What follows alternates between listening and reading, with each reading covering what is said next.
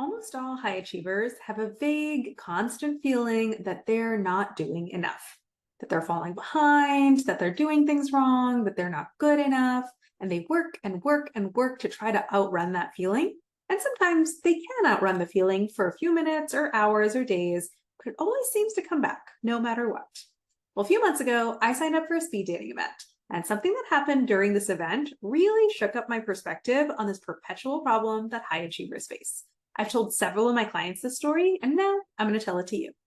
The speed dating event started at 6 p.m. The event registration said to please arrive early so that they could start promptly on time. The venue was 20 minutes from my apartment, so I left at 5:30 p.m. so I could get there a little early.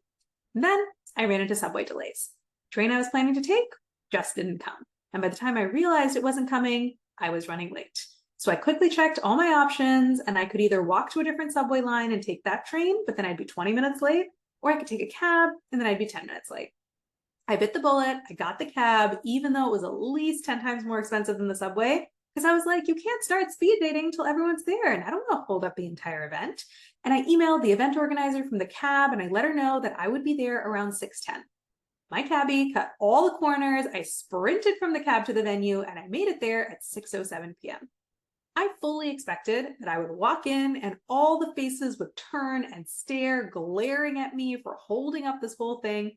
And instead, the organizer met me with a big smile, handed me my name tag, and said, I love it. All the women are showing up early.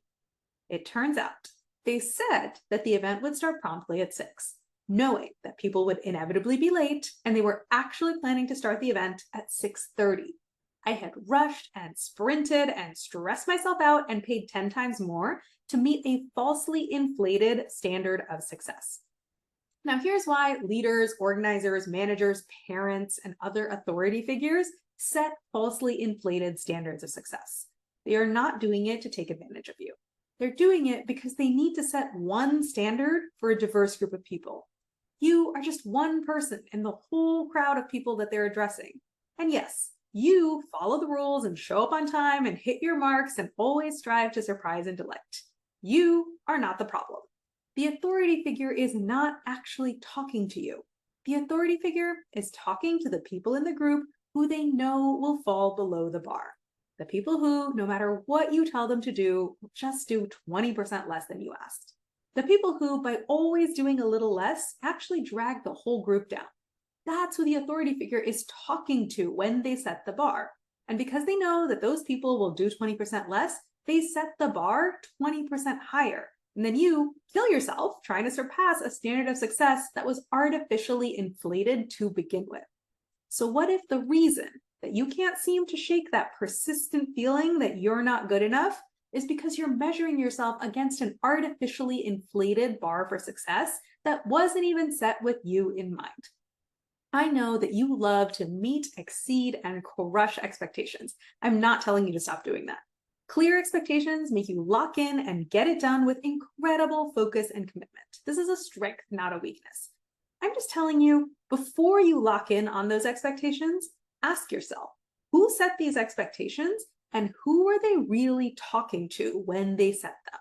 Because no standard of success is objectively right or good or what should be done at all times, in all situations, by all people. Every standard of success was set by a normal, fallible human being who was just trying to advance an agenda. Advice like always wake up early. Somebody made that up, and they were probably talking to people who sleep until noon every day. Or respond to all emails within a day or two. Somebody made that up and was probably talking to people who ignore their emails for weeks at a time. Or something like hit your targets 100% of the time. Somebody made that up, and they were probably talking to people who hit their targets 50% of the time. Or get promoted every year or two. Somebody made that up, and they were probably talking to people who stagnate in place. Or even get married in your 20s or 30s and have 2 kids. Somebody made that up, and they were probably talking to people who are totally allergic to all forms of adult levels of maturity and responsibility. This poor authority figure is just trying to get the group average to a 7 out of 10. They are not worried about you. They know you're going to get a 9 or 10 out of 10 no matter what. They're worried about the people that perpetually get a 4 out of 10, a level of performance that's so low you can barely imagine it. And so the authority figure sets the bar as 10 out of 10. And they declare it very strongly and strictly to everyone in the group because they can't be seen to be flexible on this. But their real goal is to get the 4 out of 10 people to a 7 out of 10. Meanwhile, you kill yourself trying to get a 12 out of 10 when all the authority figure really wanted was a 7 out of 10 from everyone. So open your eyes and ask yourself, where am I holding myself to falsely inflated standards set by people who aren't even talking to me? Where am I doing this at work, at home, in my personal goals, in my parenting, in my relationships? And what are the real standards I want to hold myself to instead? This is usually not a 30-minute exercise where you answer that question and then immediately start holding yourself to that new standard of success in all areas of your life. The old standards are likely to be entrenched in your brain, ingrained through years of habit and reward and reinforcement. But if you can uproot them and replace them with standards that you actually agree with, standards that make sense for you in particular and are fully achievable and realistic, then you can kill that voice in your head that always tells you that you are off track. This is exactly what I help my clients do. So come talk to me and let's make your plan for getting this done. The link to book a free consult call is above.